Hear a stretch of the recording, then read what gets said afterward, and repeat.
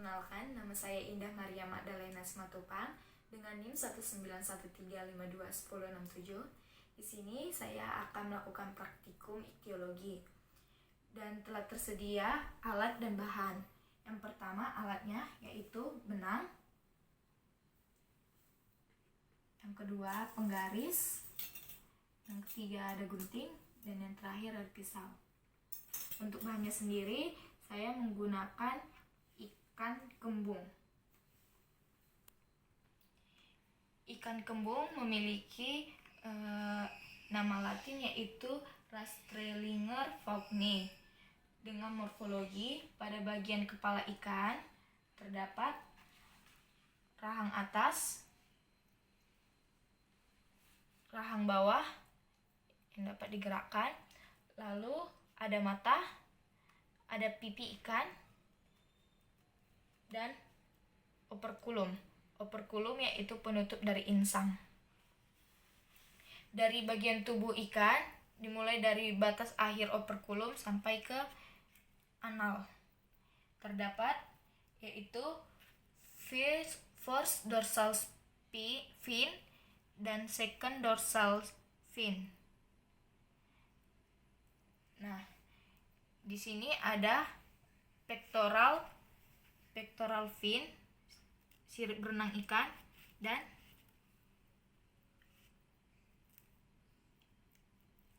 ventral fin. Oke. Pada bagian ekor terdapat anal, ada sirip anal atau biasa disebut anal fin ray, dan ada sirip ekor. Pada ikan kembung, tipe mulut yang dimiliki oleh ikan kembung yaitu tipe mulut superior, karena mulut ikan terletak di bagian atas ikan. Lalu bentuk giginya sendiri yaitu filiform. Jika diraba seperti ini akan terasa gerigi-gerigi kecil. Lalu bentuk sirip ekornya yaitu bentuk sirip forked, karena terdapat lekukan tajam antara lembar dorsal dengan lembar ventral. Ini lekukannya. Baik, sekarang saya akan mulai dengan ciri morfometrik. Ciri morfometrik yang pertama yaitu total length. Total length adalah panjang dari ujung kepala hingga ke posterior ekor terpanjang hingga ke sini. Saya akan mengukurnya menggunakan benang.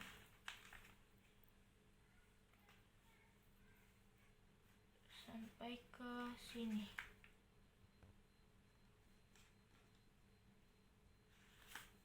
Baik. Lalu saya akan ukur menggunakan penggaris.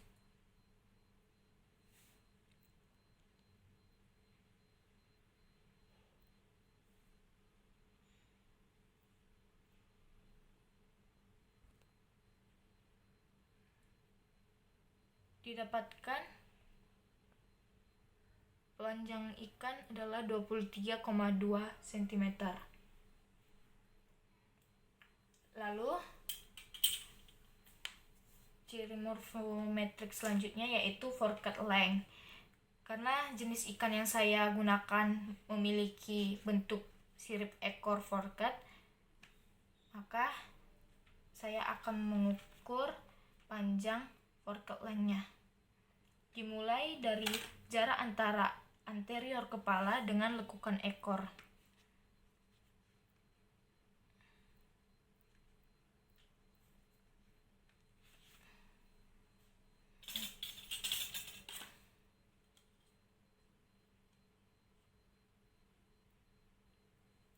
Didapatkan forked length sebesar 21,2 cm. Lalu standard length.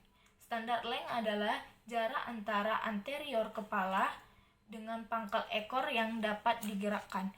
Ini adalah pangkal ekor ikan yang dapat digerakkan. Jadi saya akan mengukur dari ujung anterior kepala hingga ke pangkal ekor yang dapat digerakkan.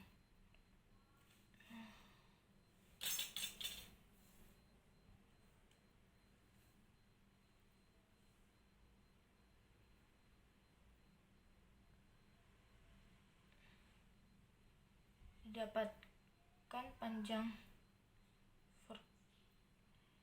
standar lengthnya sebesar 19,5. Lalu predorsal length, yaitu jarak antara anterior kepala dengan anterior dasar sirip dorsal. Sirip dorsal yang ini. Saya akan menghitungnya mulai dari ujung kepala sampai ke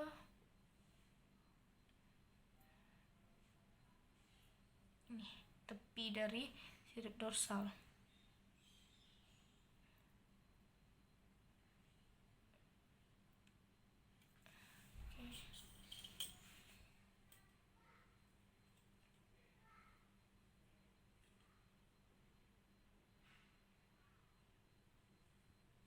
Didapatkan panjang sebesar 8 cm.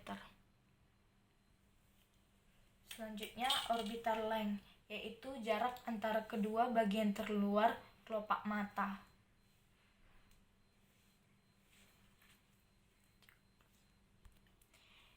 Jadi orbital length yaitu jarak antara kedua bagian terluar kelopak mata ikan dari sini hingga ke sini, diameter makan ikan terluar. Maksud saya diameter mata ikan terluar. Nih.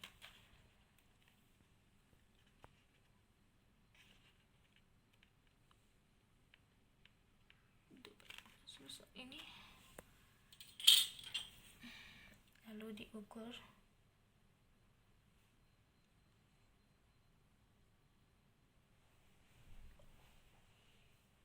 orbital lengthnya sebesar 1,6 cm.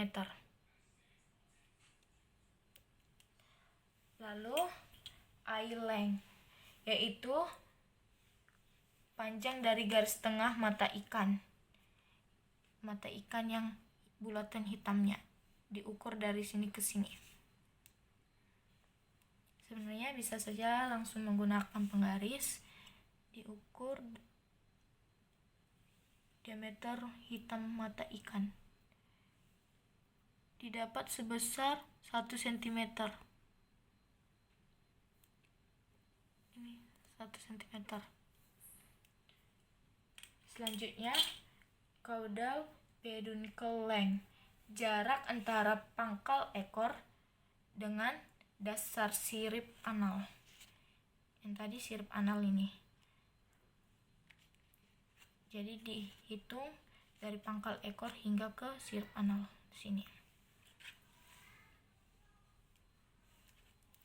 Diukur dari luar sirip analnya.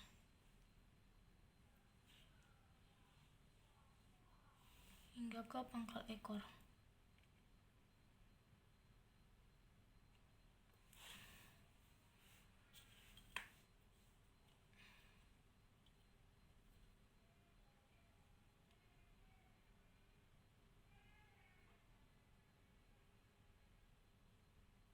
Didapatkan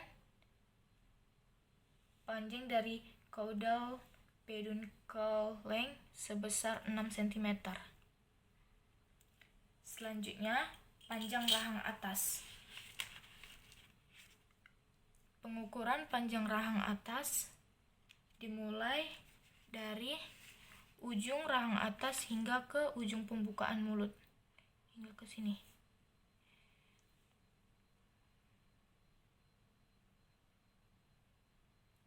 Ujung pembukaan mulut. Oke.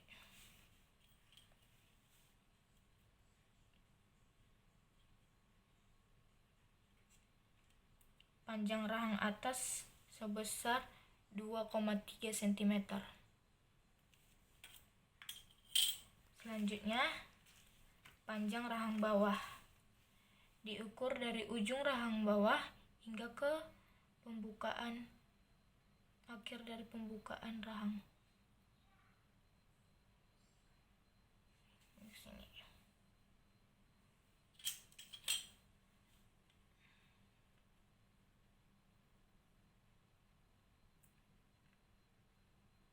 Didapatkan panjang rahang bawah sebesar 2,7 cm. Selanjutnya head length. Head length yaitu jarak antara anterior kepala dengan posterior operculum. Posterior operculum yang ini. Jadi diambil dari garis terpanjang si operculumnya.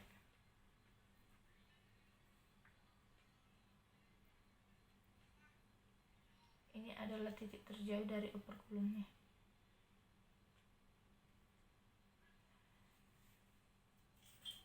Lalu akan saya ukur.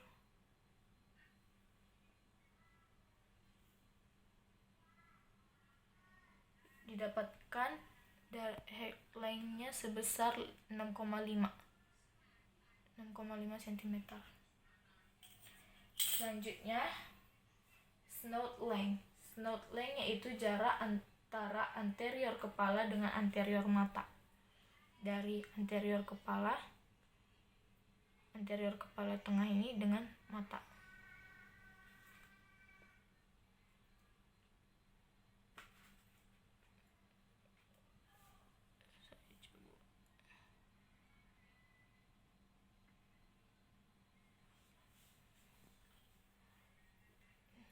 Diukur.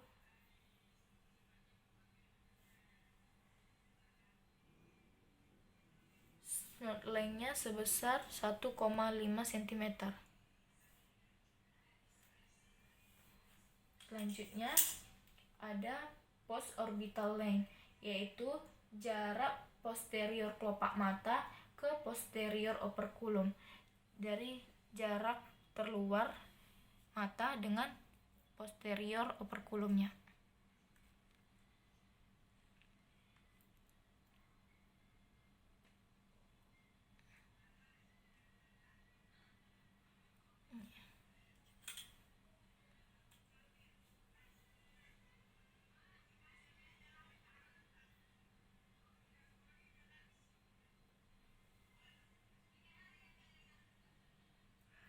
Post orbital length sebesar 2,6 cm.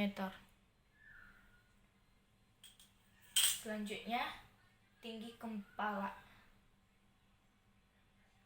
yaitu jarak dari pertengahan posterior jarak dari dorsal kepala dari sini hingga ke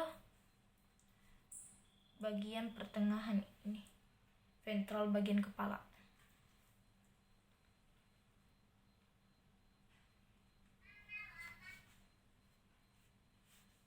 Jarak terjauhnya diambil.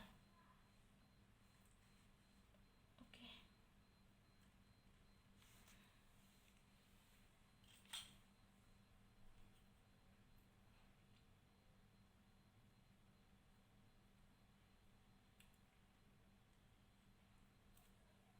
Didapatkan tinggi kepala ikan kembung sebesar 6,8 cm. Selanjutnya tinggi badan, yaitu jarak dorsal dari sini hingga ke ventral bagian bawah tubuh ikan, hingga ke sini.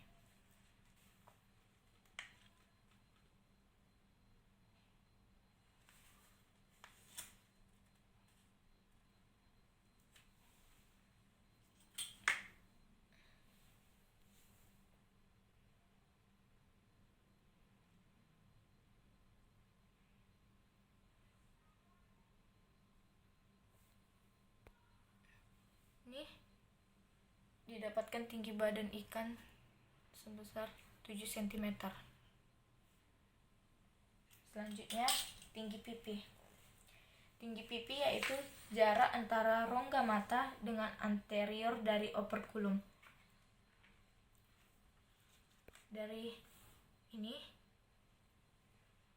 rongga mata terluar dengan bagian bawah operculum, anterior operculumnya.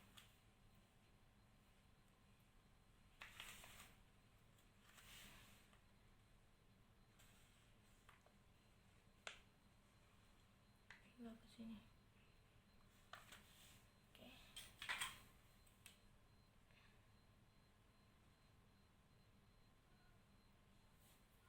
Didapatkan tinggi pipi sebesar 1,9 cm. Selanjutnya, tinggi bawah mata, yaitu jarak antara kelopak bawah mata dengan rahang bawah. Dari kelopak bawah mata ini hingga ke rahang bawah, hingga ke sini.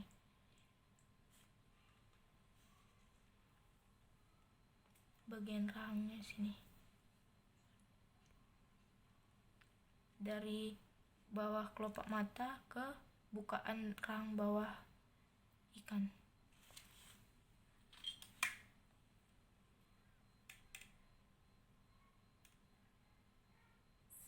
Didapatkan jarak kelopak mata sebesar 1 cm. Lalu pengukuran tebal badan ikan, yaitu jarak terbesar antara kedua sisi badan.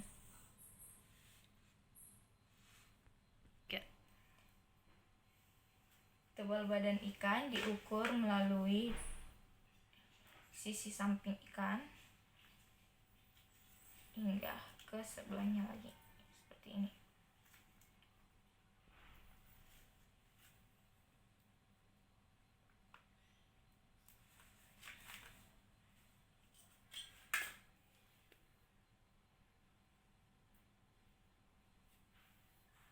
Didapatkan pengukuran tebal badan ikan sebesar 9,1 cm. Selanjutnya, panjang dasar sirip dorsal. Panjang dasar sirip dorsal diukur dari jarak antara pangkal pertama dari sirip dorsal hingga ke pangkal akhirnya, hingga pangkal akhir di sini. Saya akan ukur menggunakan penggaris.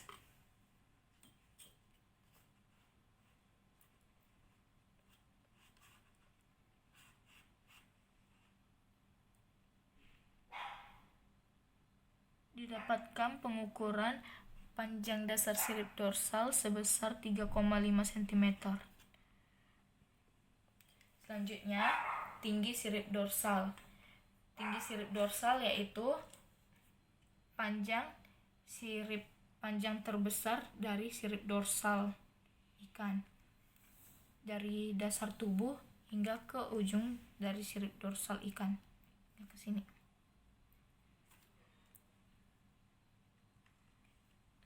Saya akan ukur dari sini.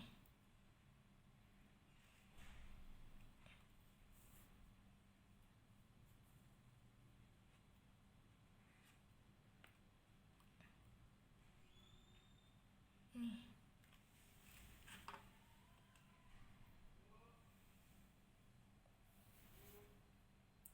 Tinggi dari sirip dorsalnya didapatkan pengukuran sebesar 2,5 cm. Lalu tinggi dari sirip pektoral. Ini adalah sirip pektoral. Diukur dari pangkal sirip pektoral, dari pangkal hingga ke ujung sirip pektoral.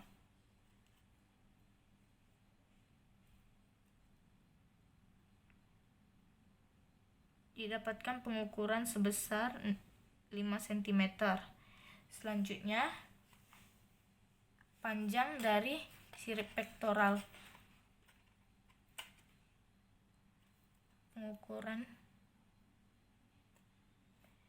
Pengukuran didapatkan sebesar 1 cm.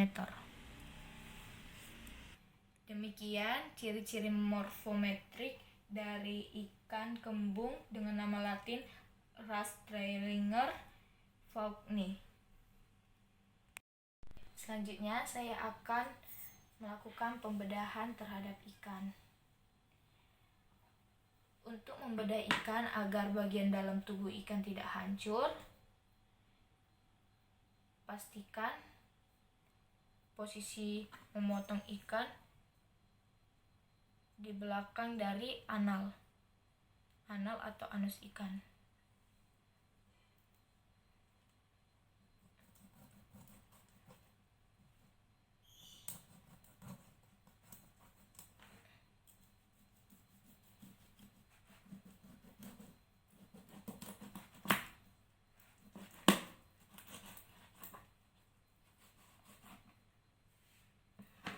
Baik, seperti ini bentuk dari otot ikan kembung. Melingkar, bentuk ototnya melingkar memenuhi dari tulang ikan. Ini adalah tulang ikan. Tulang ikannya. Selanjutnya saya akan membedah bagian dalam isi perut ikan. Agar bagian dalam perut ikan tidak hancur, harus menggunakan gunting yang dipotong melalui anus hingga ke belakang dari sirip bawah ikan nih.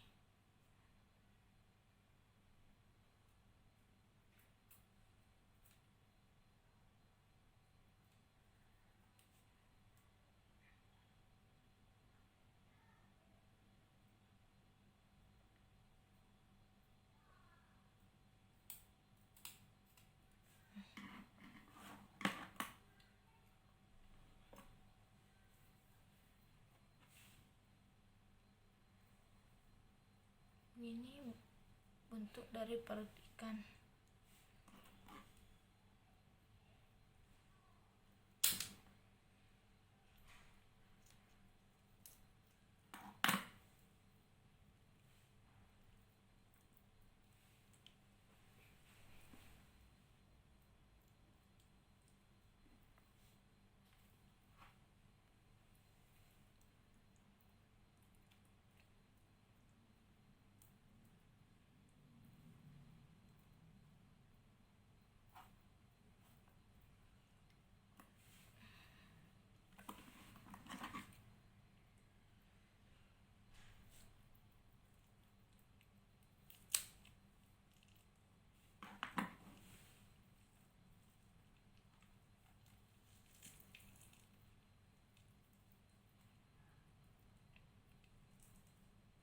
Ini terdapat lambung ikan.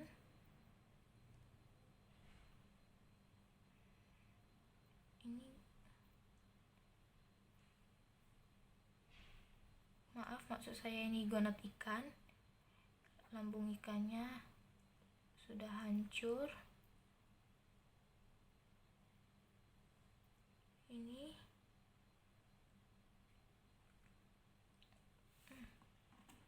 banget.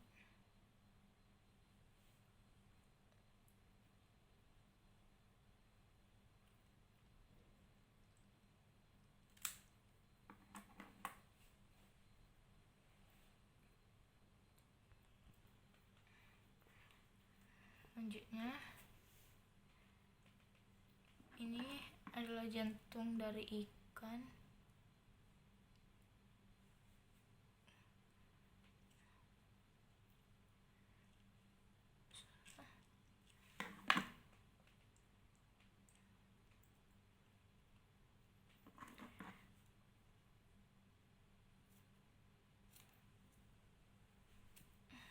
Ini jantung ikan.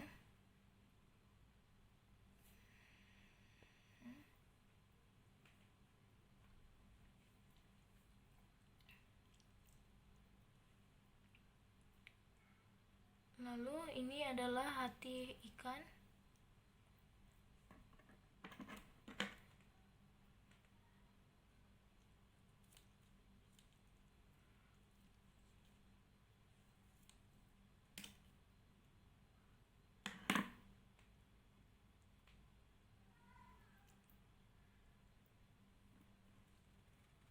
Ini bagian hati ikan.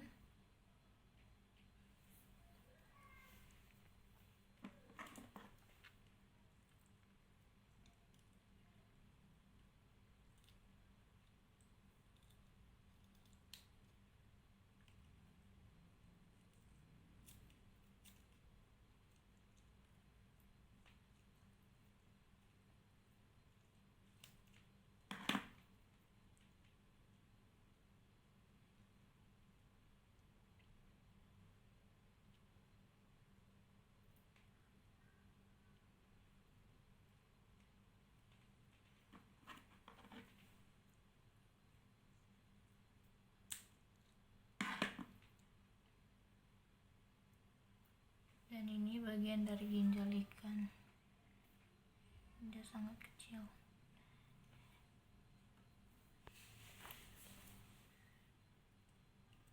Nah.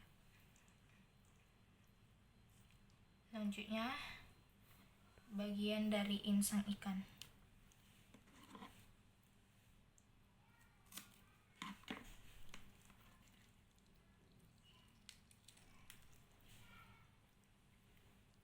Lembaran insang ikan dipotong dari ujung insang bagian sini hingga ke dan ujung bagian sini.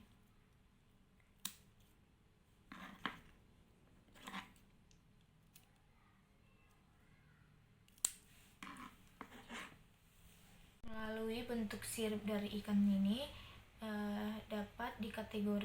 ikan ini dapat dikategorikan ke dalam ikan pemakan daging karena bentuk tapis insang ikan yang termodifikasi menjadi jarang-jarang seperti ini serta pendek dan tajam yang berfungsi untuk menghalau mangsa yang ditelan agar tidak lolos sewaktu melewati kerongkongan.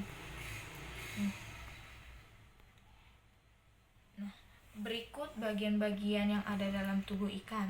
Ada gonad ikan, ginjal ikan, hati ikan, jantung, serta insang ikan.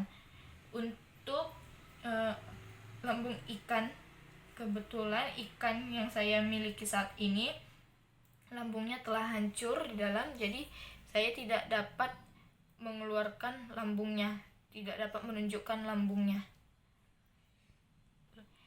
Nah, untuk bentuk dari lambung ikan seperti yang saya ketahui, yaitu bentuknya hampir mirip seperti gonad, tapi lambung ikan dia lebih besar, lebih berwarna kekuningan, dan lebih panjang seperti menyerupai tabung yang berfungsi untuk mencerna makanan.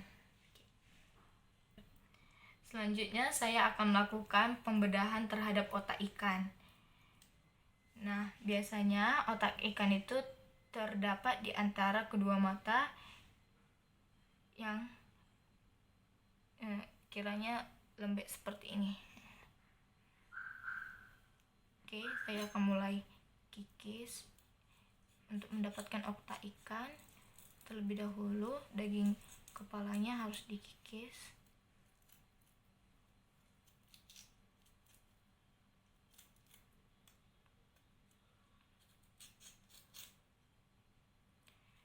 Otak ikan dilindungi oleh kerangka kepala ikan dan dia menyatu dengan kerangka kepalanya.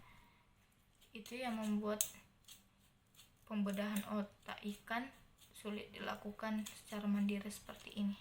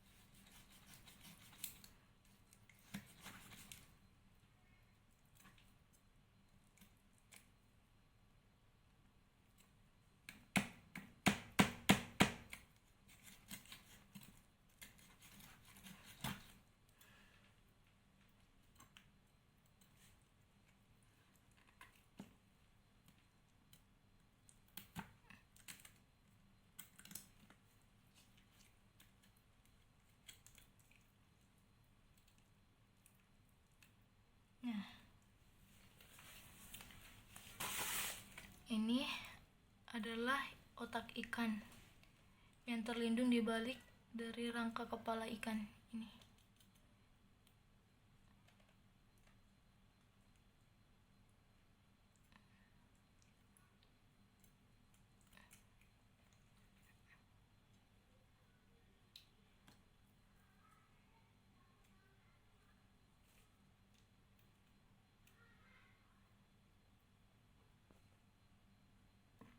Pada pembedahan otak ikan yang saya lakukan ini tidak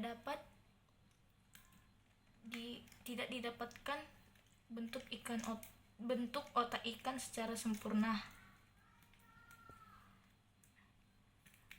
karena posisinya yang menempel pada rangka kepala ikan yang menyulitkan saya untuk mengambilnya secara sempurna.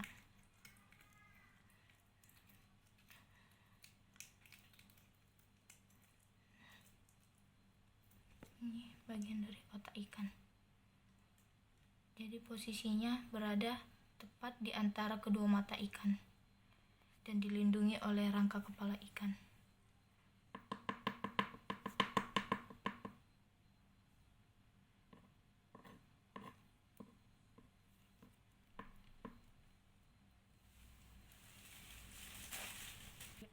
Jadi bagian-bagian yang saya dapatkan pada praktikum kali ini yaitu bagian gonad, ginjal, hati, jantung, insang, serta otak ikan. Sekian dari presentasi yang telah saya lakukan. Jika ada kesalahan, mohon dimaafkan. Terima kasih.